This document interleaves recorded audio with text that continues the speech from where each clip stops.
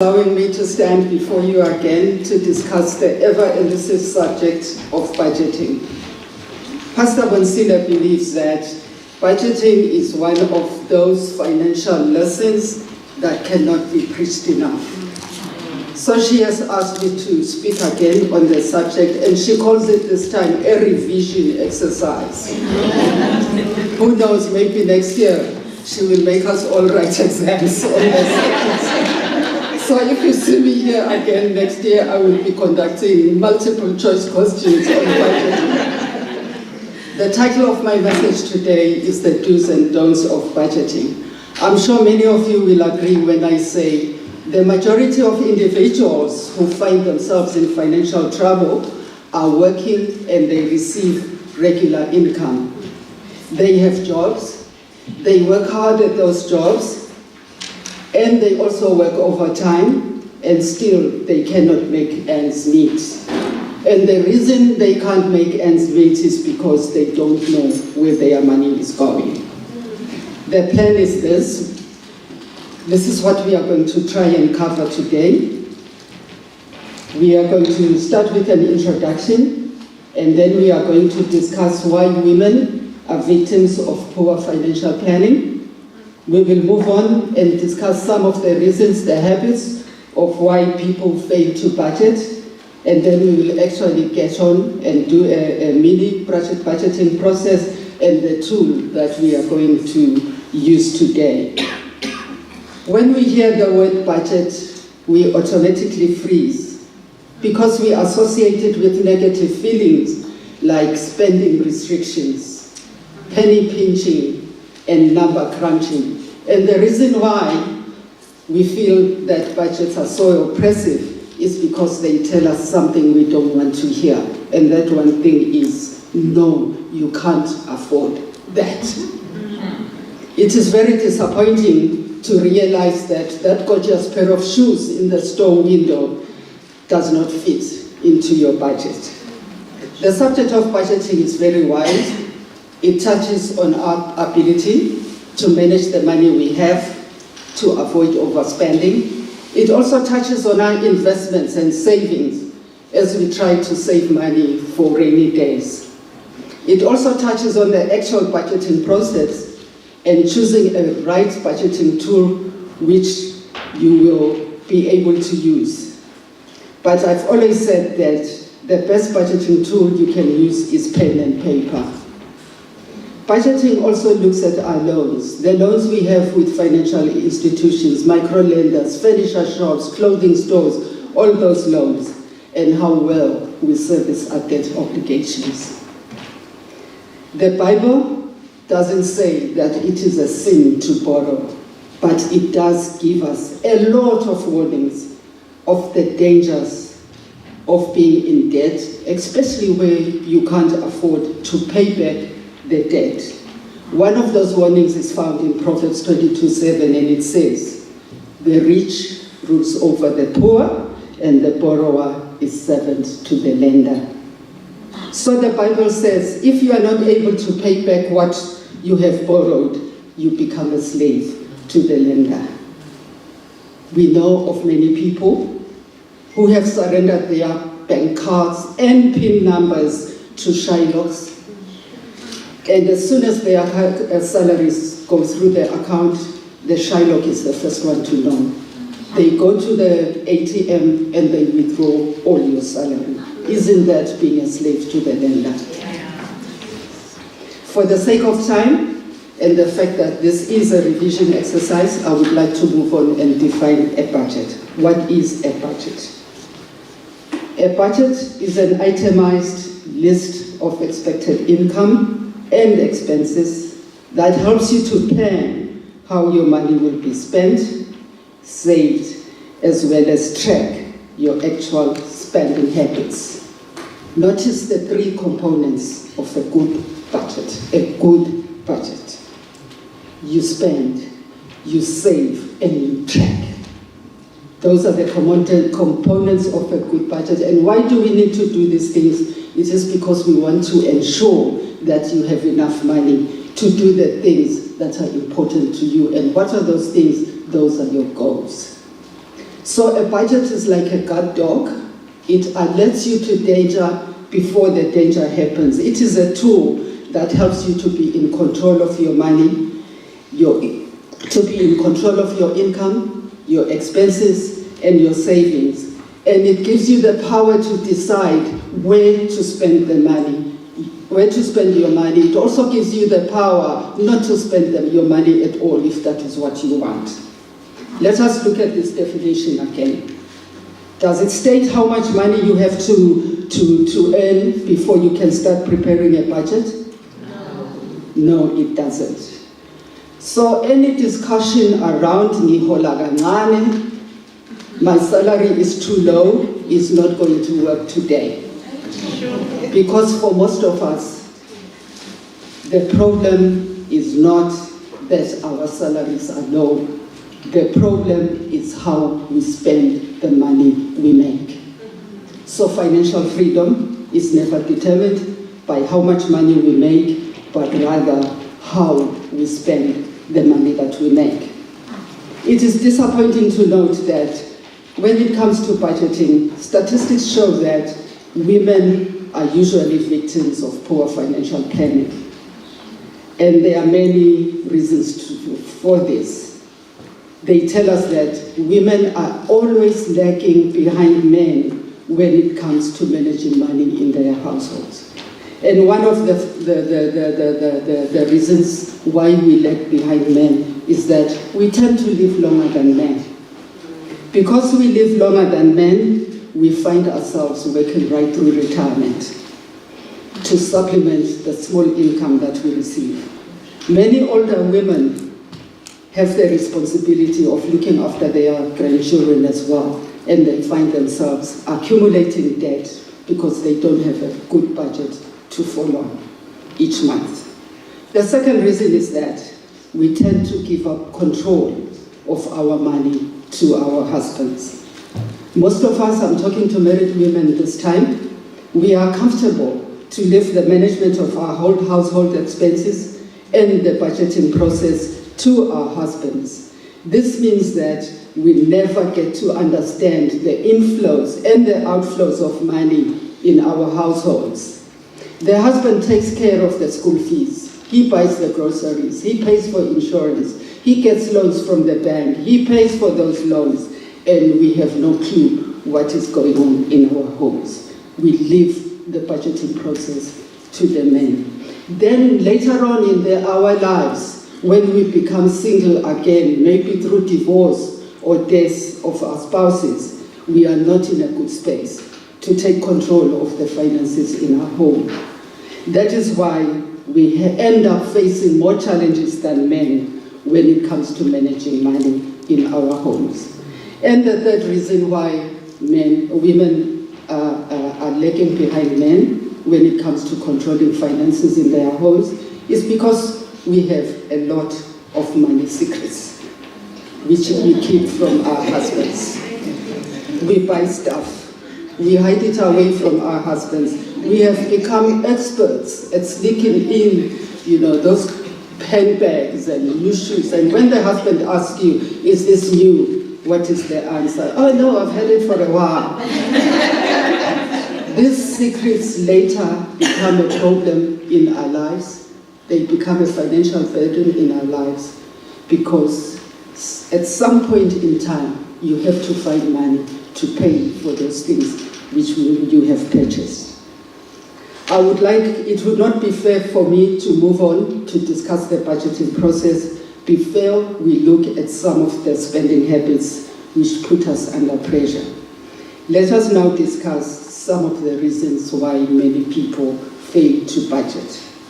The number one reason is keeping up with the Joneses and the Shabalabalas.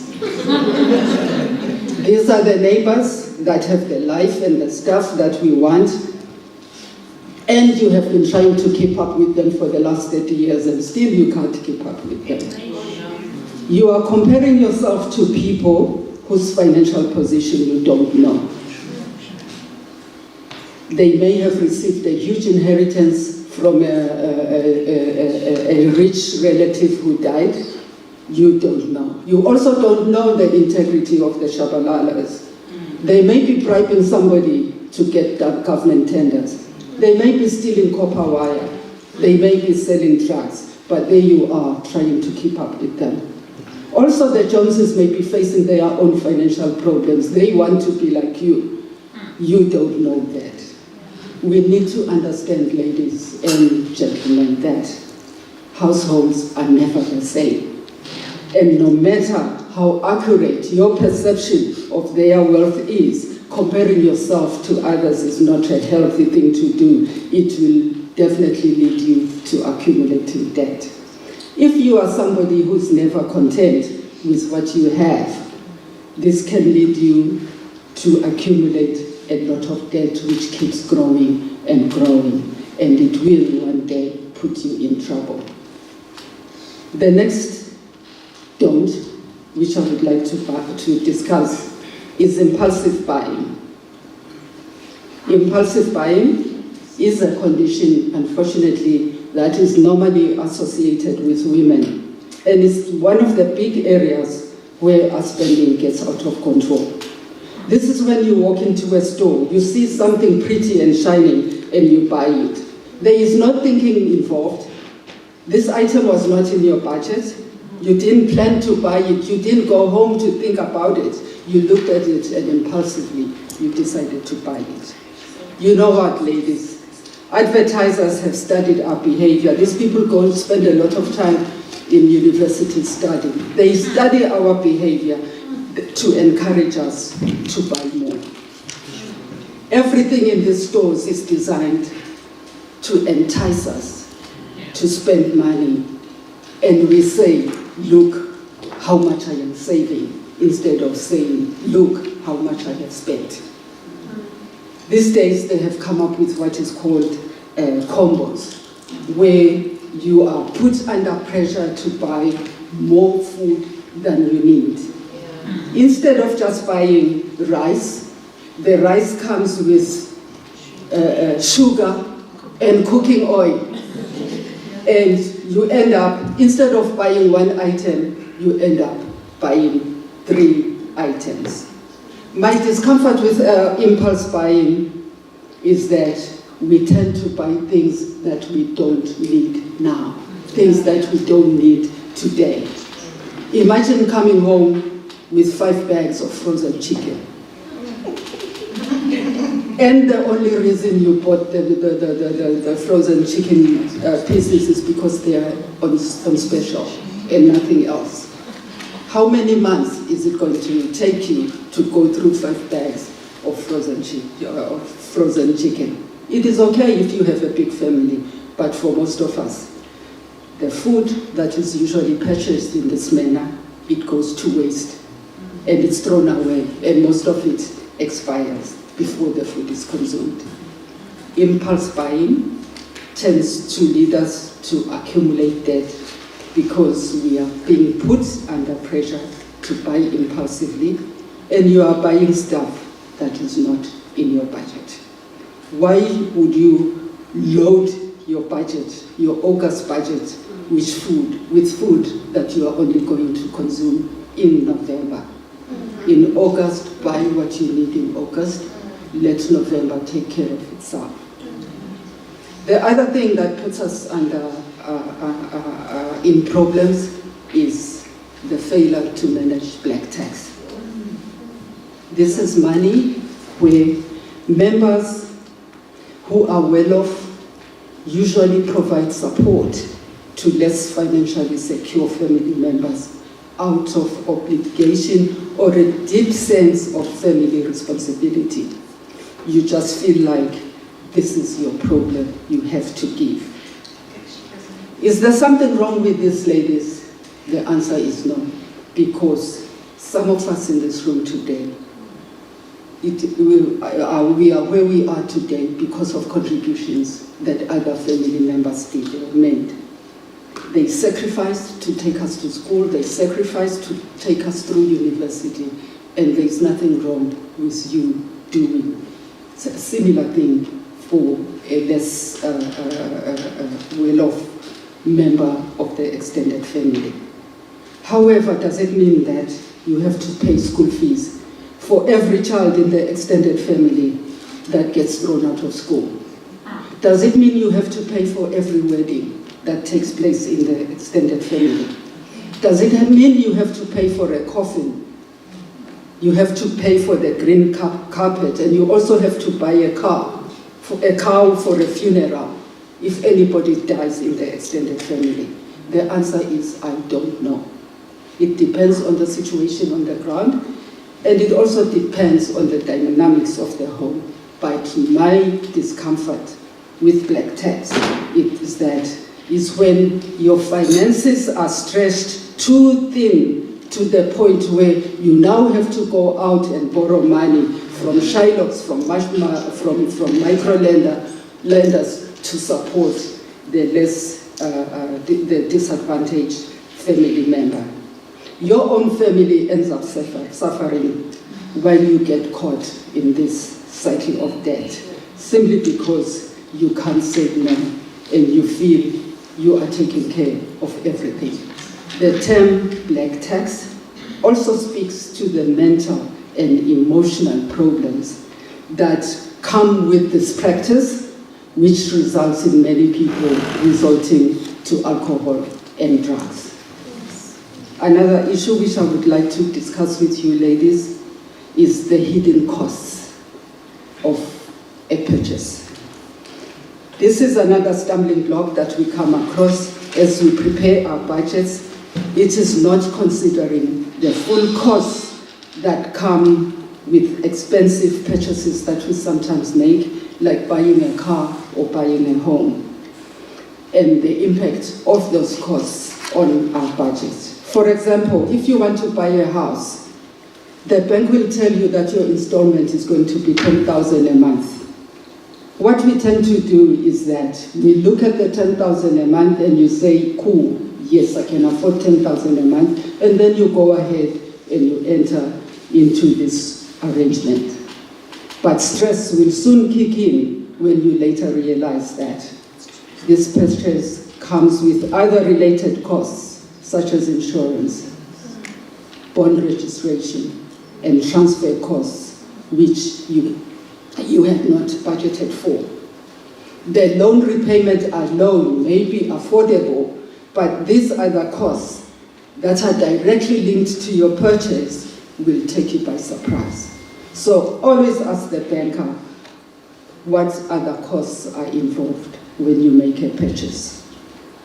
The warning is that before you decide on buying something, work out the full effect of the purchase on your budget before signing on the dotted line. In fact, the central bank has issued a regulation to all financial institutions that is mandatory, and it says all banks are required to explain the charges that come with some of the products that they sell.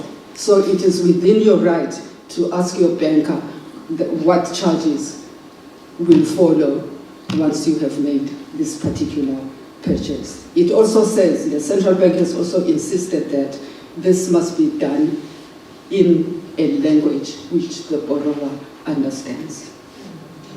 The fifth item I would like to discuss is bad credit, and I would like to pay particular attention to payday loans.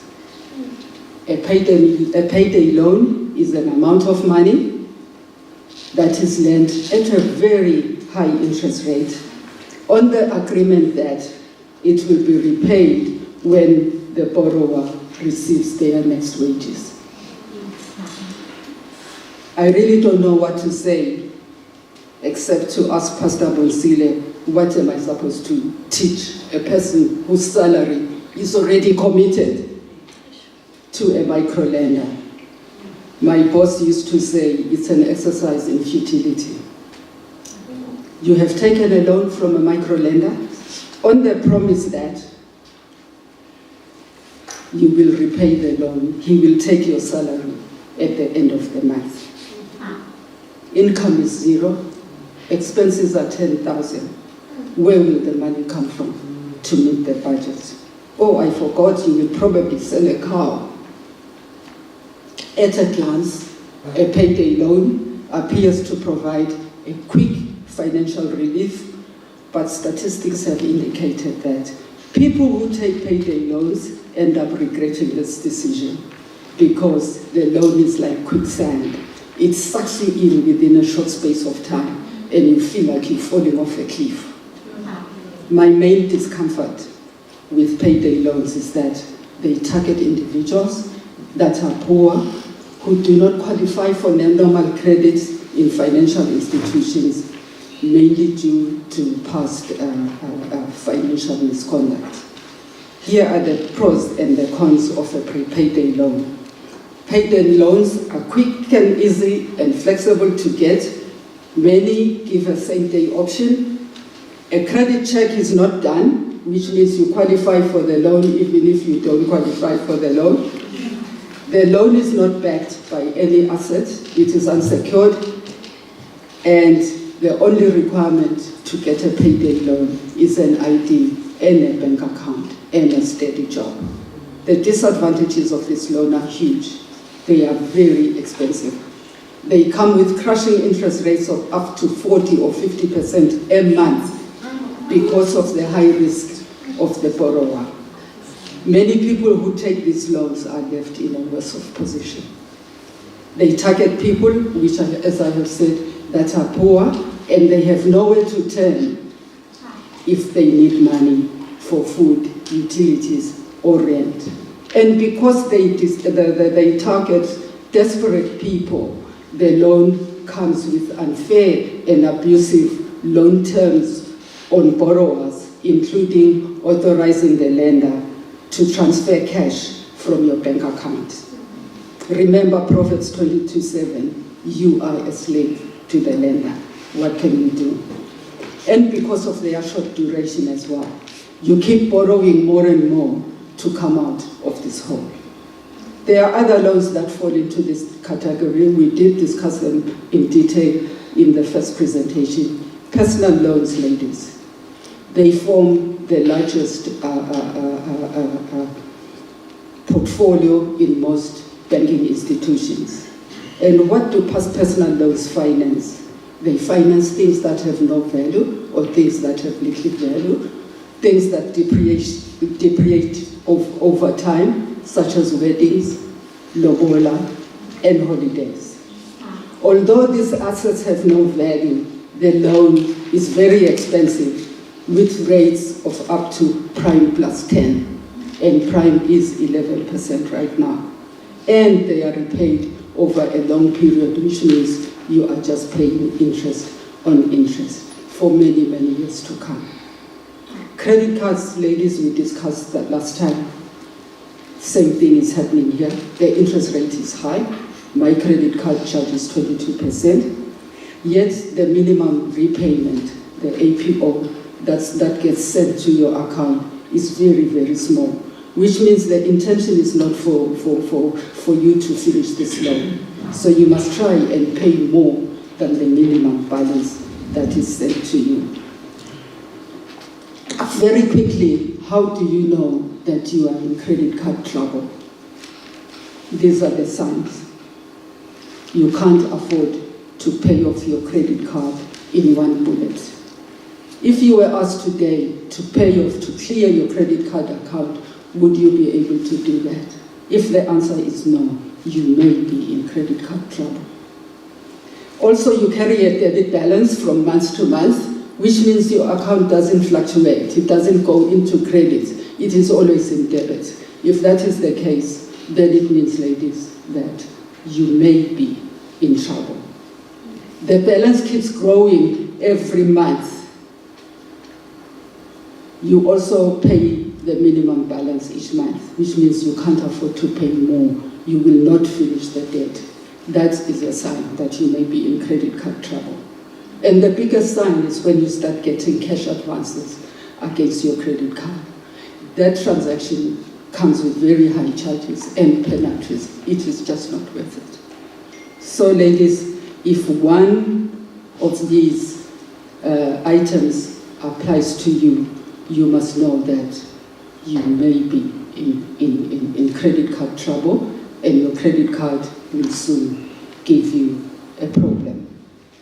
All the 5 don'ts, which I have mentioned, hamper our ability to budget and result in us overspending. You are living from paycheck to paycheck.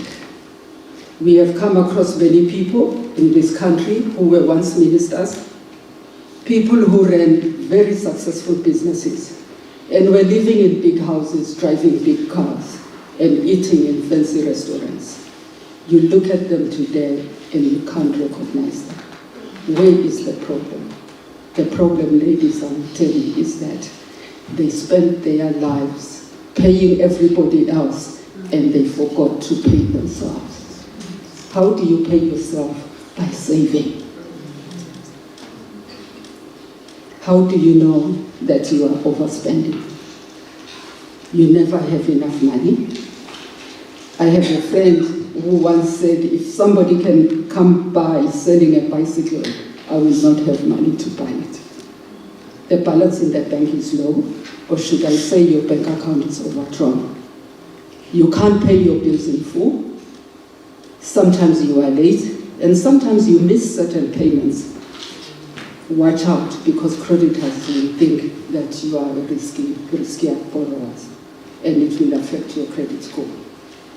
Every month you are mixing up your card, or you are using too many cards.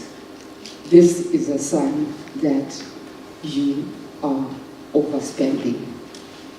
Let us look at the do's, ladies, of budgeting. Let us look at the budgeting process.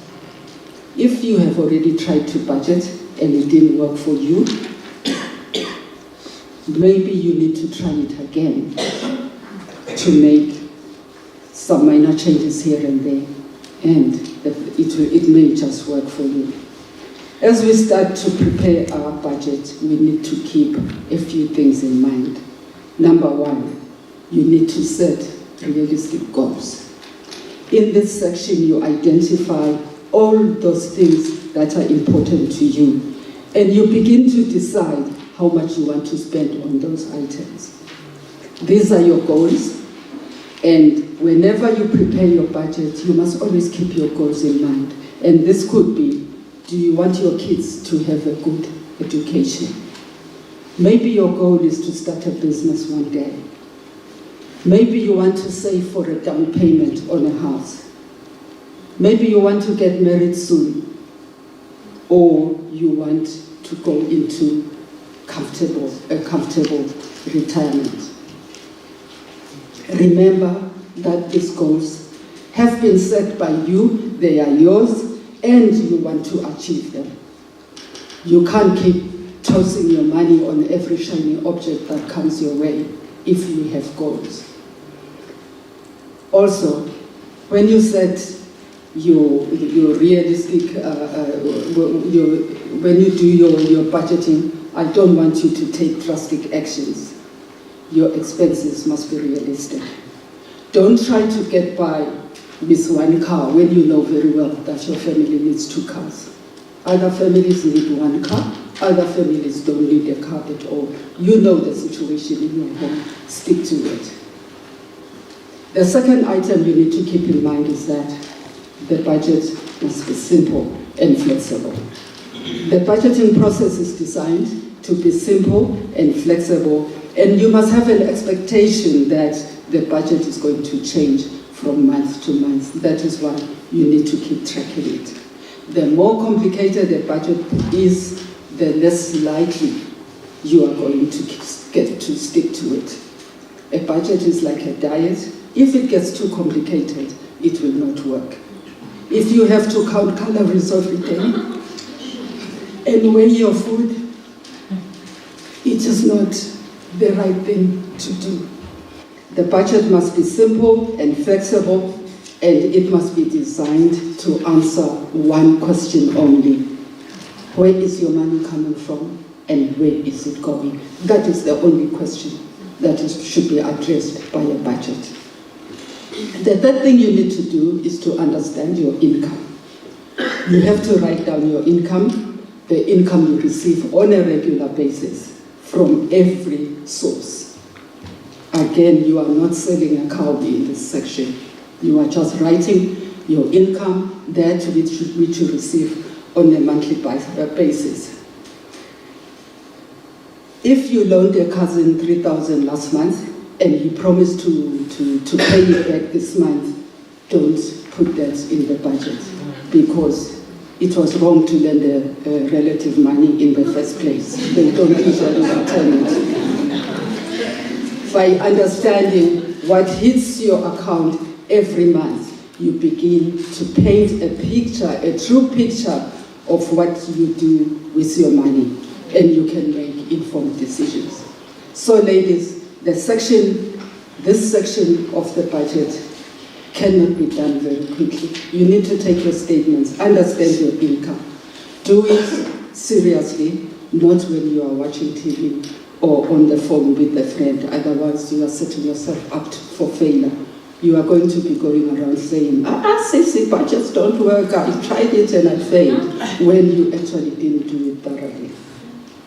The next thing you need to understand as you get ready to prepare your budget is that you need to understand your expenses. When you go through your expenses, you have to try and figure out those expenses that are vital for your daily living and those which you can do without, the wants. Write them down, your wants and your needs, on a piece of paper. When you write down these expenses, ladies, check to see if you have included payments that do not occur every month. Perhaps you have an insurance policy that you pay once a year. Don't forget that insurance policy. Phase it out over the year and keep that amount of money in your savings account. Don't forget, ladies, seasonal expenses as well.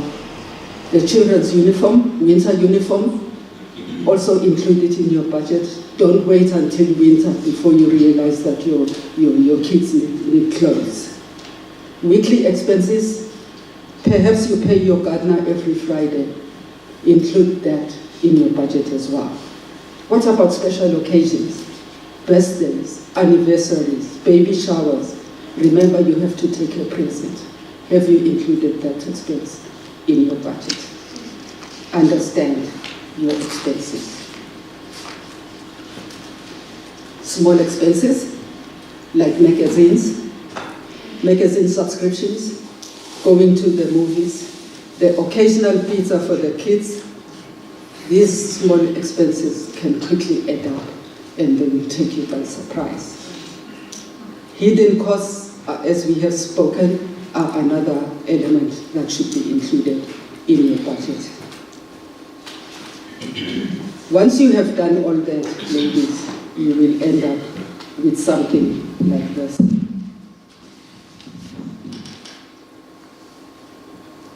Can you move on to the next slide? You will end up with something like this. You are still sitting down, you are writing all your expenses. It doesn't matter what it is. You end up with something like this. This gentleman earns a salary of 15,000. And here are his needs. The items in black are the things he pays for every month. The groceries, utilities, insurance, rent, car payments, and fuel. They total 15,900 a month. Then he goes on and he writes what he spends on his wants. Entertainment, vacations, hobbies, eating out, internet, and pets. Those total 7,950.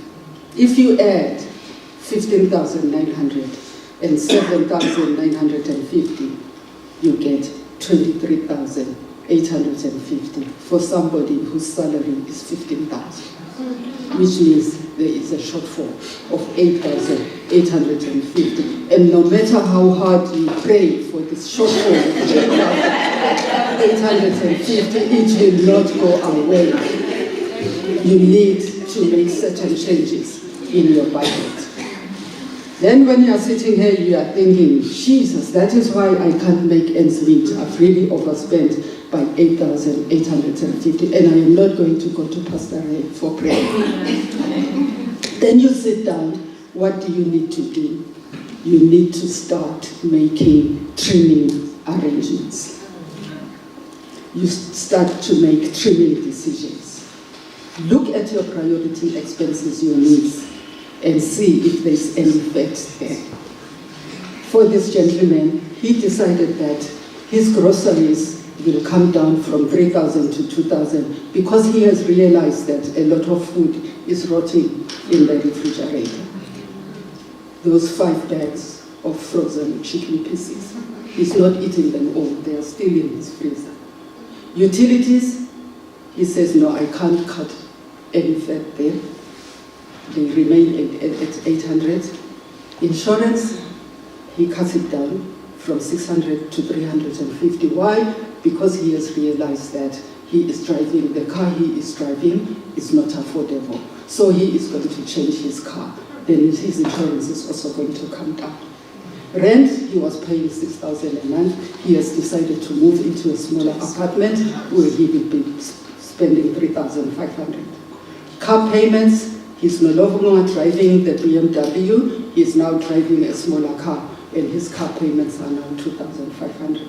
Fuel, he's not going to be driving around, 2,000 has come down to 800. Now his needs total 9,950. Then he goes to his wants and he says, this entertainment, I can't carry on like this. I must make changes in my life.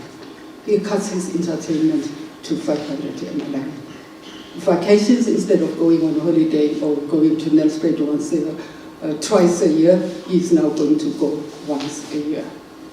His hobbies were previously 1,200 because he likes going to the gym. He pays for the gym, and he's also got a personal trainer. Then he decides, I'm doing away with the personal trainer. So he's just going to pay for the gym alone. That comes down to 400. You hear these decisions that you must keep making as you do your budget. Eating out, he's not going to spend 900 eating out. He's going to start cooking at home. He's brought that down to 200. Internet, he says, sorry, I can't do anything here. I'll stick to it. That is good. And he's also decided to get rid of his dog. Look what his expenses, his wants are. They are now 2,750.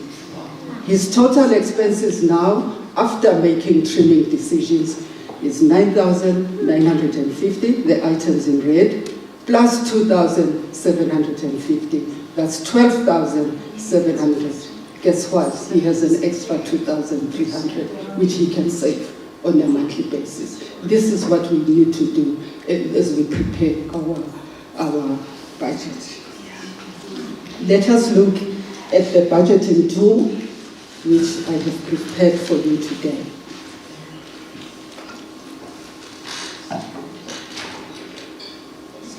For many people, budgeting can be a complex process, and there are many budgeting tools out there. But the trick is to choose one that works well for you. The budgeting tool that we are going to discuss today, I find it very easy. I also personally use it. And what it does is tracks your expenses to 3 categories only. It makes sure that your essential expenses are covered without going over budget. It also allows us to have a little bit of fun. It also makes sure that you are constantly saving to prepare for retirement. Remember those 3 elements of a good budget.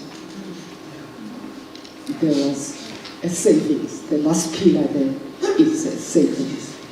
The tool is called the 50-30-20 rule. So this is what this rule says. 50% of your income is going to go towards your needs and obligations. Those are the obligations which you must have no matter what. 30% of your income will go to everything else that you might want. And 20% of your income is going to go to your financial goals, savings, and debt repayment. I don't want us to get stuck on the percentages right now. I will explain it as we go on. But this budget is a rough guideline to help you build a financially secure future. The purpose of the 50-30-20 rule is to balance payments for needs, payments for wants, whilst at the same time it is mindful of the fact that you have to save for retirement. So let us unpack this budget. Needs comprise 50% of your budget. We all have needs. But the needs that go under the 50% are those that can significantly affect your life if you drop them. Look at them. It is your rent, your utilities, your insurance, groceries, car payments, minimum debt payments. Those are your loan payments from the bank. Transportation, and if you have kids, that also goes under it. These are the expenses you can't do without. They would affect your lifestyle if you were to cut them. Those must take up 50% of your disposable income. Wants, 30%, that is the second bucket. Wants are also known as your lifestyle choices, and they include things that you desire, but they are not absolutely essential. Financial planners have realized that we still want that wants affect our life. They have realized that wants still affect our lives in a certain way, and they have put a little budget to allow us to buy the occasional pizza for the kids. We are ladies, we need to do our hair and our nails, and we need a budget to do those things. Look at the examples I have there that come under wants. These are the new unnecessary clothes and accessories. Tickets for sporting events, non-essential travel, ultra-high-speed internet, eating out, movies, pets, vacations, hobbies, entertainment. These things are nice to have, but you can certainly do without them.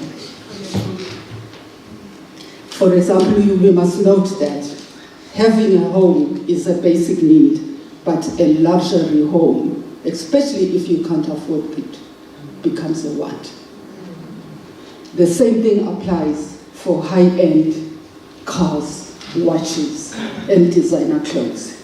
Those would be considered as wants and not needs. Savings, 20%. You are to allocate 20% of your income to savings and investments to meet future financial needs. You could be saving to create an emergency fund to help you pay for all those unexpected costs, such as hospital visits, when your car breaks down, or house repairs, without dipping into credit cards. These emergencies can happen to us at any time, and we need to be prepared how we are going to fund them. How much do you need to keep in an emergency fund? The answer is, it depends on your lifestyle. It depends on factors such as your level of income, your lifestyle, your general health, and what your goal is.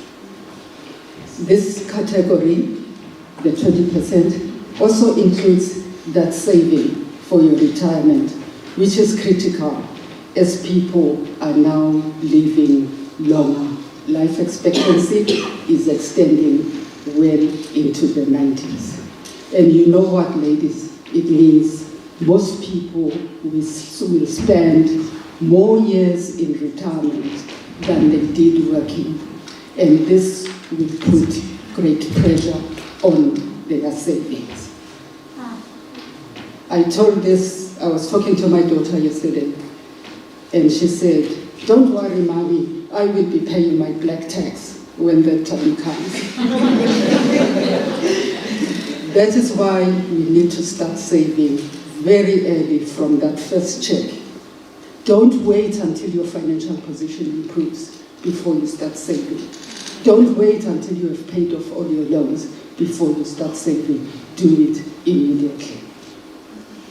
The next question, ladies, addresses the very important question, whether we can modify these percentages. And the answer is yes. We can modify these expenses based on your circumstances and your priorities. For example, if you are earning just a little bit, you are struggling to make ends meet, you may struggle to save 20% of your income. Maybe you can only afford to save 5%, maybe 10%, but that is okay as long as something goes in that bucket, a savings bucket. Also, if you are at that stage in your life, when kids are at school, kids are at university, and you are faced with mortgage payments and car payments, you may struggle to fit your ones in the 50%. Maybe they need to extend to 60 or 70. It is up to you. Then, if that is the case, if your needs are 60%, guess what your wants are going to be? They will also come down, because you cannot afford to be eating out and going to the movies if your needs are very high. Also, if you are drowning in debt and you have an empty savings account, would you allocate 30% of your income to non-essential things like wants? The answer is no. That is not how it should be. You can't spend 30% of your income in wants if you are in debt. You have to cut down on these things exactly the way this other gentleman did, the example we looked at, and direct a high percentage of your income towards paying off the debt. Also, if you are in retirement, close to retirement like me, kids have flown the nest, a big chunk of your salary should be going towards saving. Not Ponzi schemes and not pyramid schemes, but savings scheme. The rule gives you the percentages as a benchmark, but it is up to you to decide where your money goes. But your budget should live and breathe with you. So your budget should live and breathe with you. It should reflect your reality and where you are in life right now. I would like to close by these famous words from Warren Buffett, which I also live by. He is the 5th richest man on earth, and regarding savings, this is what he said: do not save what is left after spending, but spend what is left after saving. What we do is that we get our salary, we pay all our expenses, and then we realize that there is no money to save. What this man is saying is that you save first, and what is left is what you are going to use for your expenses. I would also like to recommend that as you are saving, set up a standing order for your saving. Let it leave your account as one of the first expenses. The reason I'm saying that is because I would not like your saving to be swallowed by your expenses. Also, try and save in an account that is difficult to reach. Probably put your money in investment companies like African Alliance, Old Mutual, where it will be difficult for you to reach that money. At this stage, ladies, I would like to say thank you for the gift of your time. I'm ready to take questions.